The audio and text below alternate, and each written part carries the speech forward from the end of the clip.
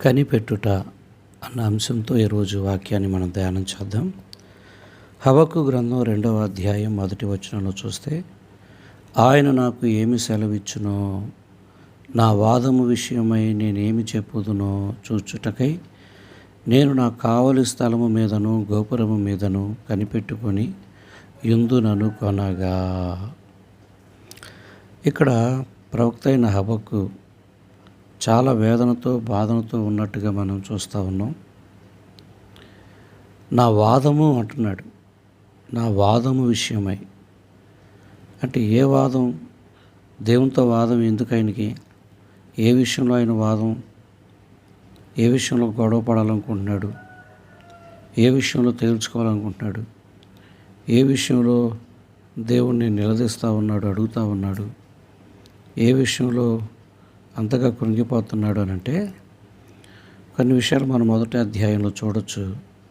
శత్రువులు తన ప్రజలైన ఇజ్రాయేల్ మీద పడి ఎంతగా వారిని బాధ పెడుతున్నాడో, ఎంతగా వారిని హింసిస్తున్నారో కొన్ని విషయాలు చెప్పడం మనం ఇక్కడ చూస్తూ ఉన్నాం.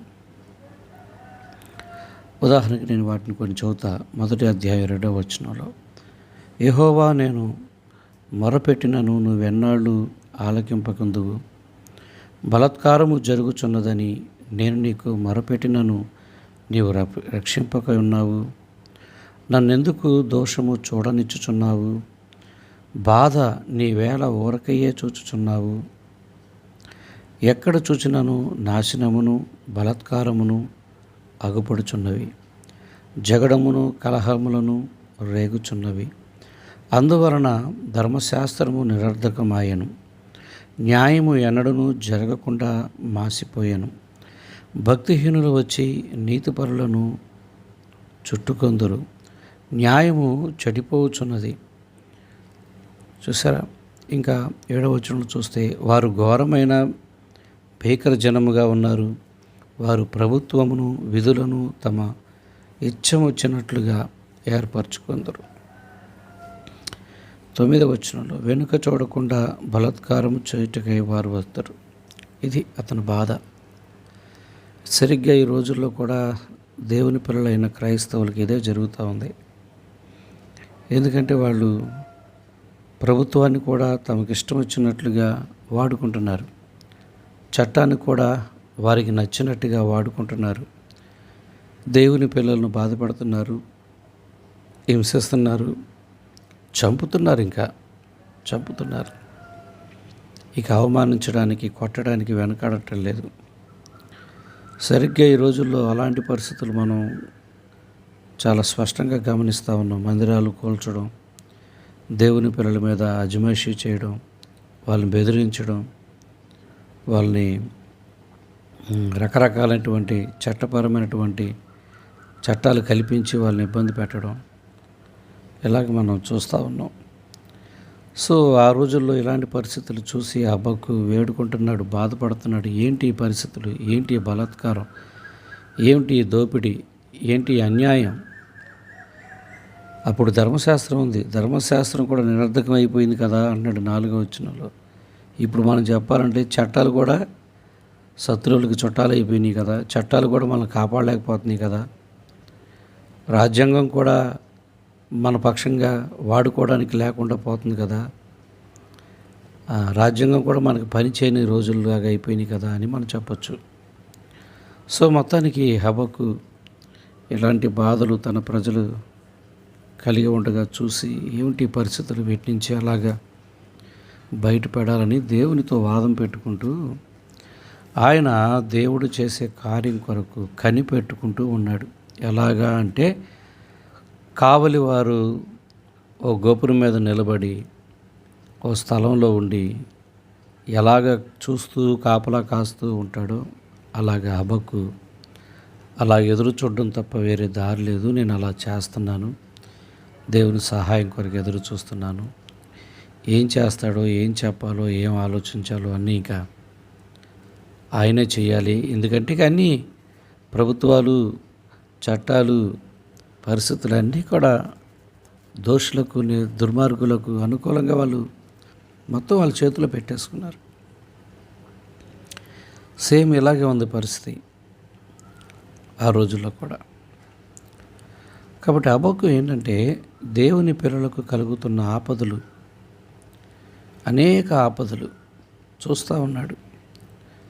దేవుడు ఏంటి ఏం కలుగజేసుకోవట్లేదు, దేవుడు ఎందుకు అలాగా చూస్తూ ఉన్నాడు, పట్టించుకోవట్లేదని ప్రవక్త అయిన హబక్కు బాధపడుతూ తన ప్రజల పక్షంగా ప్రశ్నించేవాడుగాను, ప్రార్థించేవాడుగాను మరి ఇక్కడ మనకు కనబడతా ఉన్నాడు. వాదం పెట్టుకుంటునేవాడుగా కనబడుతున్నాడు. మొత్తానికి ఇక చేసేదేం లేక దేవుడు సెలవిచ్చే మాట కోసం ఎదురు చూస్తూ కాపలా కాసేవాడు ఎలాగా ఓ స్థలంలో ఉండి చూస్తూ ఉంటాడో అలాగా చూస్తూ ఉండడం అనేది హబక్కు తన జీవితంలో చేయక తప్పలేదు. ఇంకా అంతకు మించి అతనికి మార్గం ఏం కనపడలేదు. దేవుని సహాయం కొరకు, దేవుని కనికరం కొరకు కనిపెడుతూ అలా ఉన్నాడన్నమాట. అయితే ఈ క్రమంలో దేవుడు తమకు చేసిన వాగ్దానాలను జ్ఞాపకం చేసుకున్నాడు హబక్కు. వాస్తవానికి యూదులకి అలవాటు ఉంది. ఏమిటంటే వారికి ఏ కష్టం వచ్చినా, బాధ వచ్చినా దేవుడు వాగ్దానాలను జ్ఞాపకం చేసుకుంటూ వాళ్ళు బాధపడుతూ ఉంటారు. ఆ బాధలోనే జ్ఞాపకం చేసుకుంటారు. అసలు ఇది వండర్ అన్నమాట. ఇది సామాన్యంగా అలవాటు అవ్వదు. అసలు ఆ ఊసే రాదు, వాక్యమే గుర్తురాదు. కానీ వాళ్ళు ఎందుకో ఎలా అలవాటు చేసుకున్నారో కానీ వాళ్ళకి అలవాటు అయింది ఆ రోజుల నుంచే. ఇప్పుడు కూడా వాళ్ళకి అలవాటు ఉంది నాకు తెలిసినంతవరకు.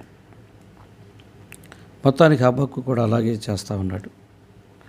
చాలాసార్లు ఇక్కడ మనం నేర్చుకోవాల్సిన విషయం ఏంటంటే, చాలాసార్లు మన జీవితంలో దేవుడు తన బలాన్ని, రక్షణను మనకు అందించకపోవడం అనేది మనం ఎదుర్కొంటున్న పలు సమయాల్లో ఒక పెద్ద సమస్యగా మనకి కనబడుతుంది. అలా జరగడానికి కారణం ఏంటంటే, మొత్తానికి మనం ఆయన కొరకు మనం కనిపెట్టుకోవడం లేదు, ఆ అనుభవంలో లేము అని కూడా మనం దాన్ని అనుకోవచ్చు. ఉదాహరణకి కొన్ని విషయాలు మీకు అర్థం అవడానికి చెప్తాను. మన ప్రార్థనలో, మన ప్రార్థన అనే గోపురం మీద నుండి మనం ఎదురు చూసే అనుభవం కానీ మనకు లేకపోతే, దూరం నుండి వచ్చేటువంటి దేవుని సహాయాన్ని మనం విశ్వాసంతో చూడలేకపోతే కొన్నిసార్లు అది అక్కడే ఉండిపోయినట్టుగా ఉంటుంది. ప్రతిరోజు ప్రార్థనలో విశ్వాసంతో ఎదురు చూసే అనుభవం లేకపోతే కొన్నిసార్లు అది వేరొక దారి గుండా వెళ్ళిపోయినట్టుగా సహాయం మనకు అనిపిస్తుంది. కాబట్టి మన దైనందిన జీవితంలో కనిపెట్టే అనుభవం మనకి ఎప్పుడు ఉండాలి, అలవాటు చేసుకోవాలి అని మనం దీని నుంచి నేర్చుకుంటూ ఉన్నాం. ఇక్కడ ఒక 3 విషయాలు ప్రత్యేకంగా మనం ఆలోచించేద్దాం. కొన్నిసార్లు మనకు వచ్చే ఆపదలు, కష్టాలు ఇవన్నీ కూడా మన స్వయంకృత అపరాధాల వలన వచ్చే సమస్యలైతే దాని విషయంలో పశ్చాత్తాపపడి శ్రమ అనుభవిస్తూ ప్రభు సహాయం కొరకు ఎదురు చూస్తూ ఉండడం తప్ప వేరే దారి లేదన్న సంగతి గుర్తు చేసుకోవాలి. రెండవది, దేవుని ఒకవేళ పరీక్ష వలన ఈ పరిస్థితులు కలిగితే పొందబోయే గొప్ప స్థితి కొరకు మనం సంతోషిస్తూ, శ్రమ అనుభవిస్తూ, ప్రభు చేసే కార్యం కొరకు ఎదురు చూస్తూ ఉండడమే మనకున్న ఏకైక మార్గం. ఇక వేరే దారి లేదు. మూడవది ఏంటంటే, ఇవి రెండూ కాకుండా ఒకవేళ మన సొంతగా మూర్ఖంగా ఆలోచించి తెచ్చుకున్న కొన్ని పరిస్థితులు అయితే పశ్చాత్తాపం మనం పడకుండా, ఆలోచించకుండా, ఈ పొరపాటు ఎందుకు జరిగిందని మనం తెలుసుకోకుండా మన ఆలోచనతో వేరే వేరే దారులు వెతుక్కుంటూ ఉంటే ఇక అవి అనుభవిస్తూ జీవితాంతం బ్రతకడం తప్ప వేరే దారి లేదు. దేవుడైతే అలాగ మనిషి ఉండడం, తన పిల్లలు ఉండడం ఆయనకి ఇష్టం లేదు కాబట్టి తన వాగ్దానాలతో ఆయన మనతో ఎప్పుడు మాట్లాడుతూనే ఉంటాడు. ఉదాహరణకి సామెతల గ్రంథం 24వ అధ్యాయం 14వ వచనంలో చూస్తే, నీ ఆశ భంగం కానేరదు అంటున్నాడు. కాబట్టి దేవుని మాటలు, వాగ్దానాలు జ్ఞాపకం చేసుకుంటూ ధైర్యంగా ఉండి ప్రభు కార్యం కొరకు మనం ఎదురు చూసే ఒక అనుభవం కలిగి ఉండాలి. ఎందుకు ఇది అనుభవం కలిగి ఉండాలి అంటున్నానంటే, మన మనుషులం, మానవుని జీవితంలో ఎప్పుడు ఒకేలాగా ఉండదు. అప్ అండ్ డౌన్స్ ఉంటాయి. పలు సందర్భాల్లో, పలు పరిస్థితుల్లో మనం సమస్యలు, ఇబ్బందులు ఎదుర్కోవాల్సిన ఆవశ్యకత ఉంటుంది. చెప్పాం కదా, ఒకటి అభివృద్ధి కోసం ఎదుర్కోవాలి, రెండోది మనం చేసిన పొరపాట్ల విషయం నుంచి బయటపడడానికి కూడా ఎదుర్కోవాలి. సో కనిపెట్టే అనుభవం. కావలి కోట మీద భక్తుడైన హబక్కు, ప్రవక్త అయిన హబక్కు ఎలాగా ప్రభు కొరకు కనిపెట్టాడో అలా కనిపెడితే దేవుని యొక్క సహాయం, దేవుని యొక్క ఆలోచన మనకు దొరుకుతుంది. సో ఈ మాటలు మనం విని ధైర్యం తెచ్చుకొని హబక్కు ప్రజల పక్షంగా ఎలాగైతే కనిపెట్టుకున్నాడో, వీలైతే మనం కూడా ప్రస్తుతం జరుగుతున్న క్రైస్తవ్యం మీద జరుగుతున్న దాడులు, భయంకరమైన పరిస్థితులు, సేవకుల మీద జరుగుతున్న దాడులు, వీటన్నిటి విషయంలో చట్టాలు ఏమి చేయలేకపోతున్నాయి. రాజ్యాంగం ఉండి కూడా మనం ఏమి చేయలేకపోతున్న పరిస్థితులు, పోలీస్ వ్యవస్థ, న్యాయ వ్యవస్థలు అన్నీ కూడా బాధ పెట్టే వారికి, దుష్టులకి అనుకూలంగా ఉండడం, కావాలనే పగబట్టి కక్ష తీర్చుకునే పరిస్థితులు చాలా స్పష్టంగా కొట్టొచ్చినట్టుగా కనపడడం, ఇవన్నీ గమనిస్తున్న మనకి ఇంక వేరే దారులు ఎత్తుకునే దానికంటే ఇలా కూడా మనం గోపురం మీద ఎక్కి ప్రభుకు చేసే సహాయం కొరకు, ఆలోచన కొరకు కనిపెట్టడం కూడా చాలా అవసరం, మంచిదని గమనించి ప్రార్థనలో మనం ఈ విషయాలు కూడా అలాగా ప్రభు కార్యం కొరకు మనం మొరపెడుతూ ఎదురు చూద్దాం. దేవుడి మాటలు మనందరి వెనుకడిలో దీవించునుగాక. ఆమేన్.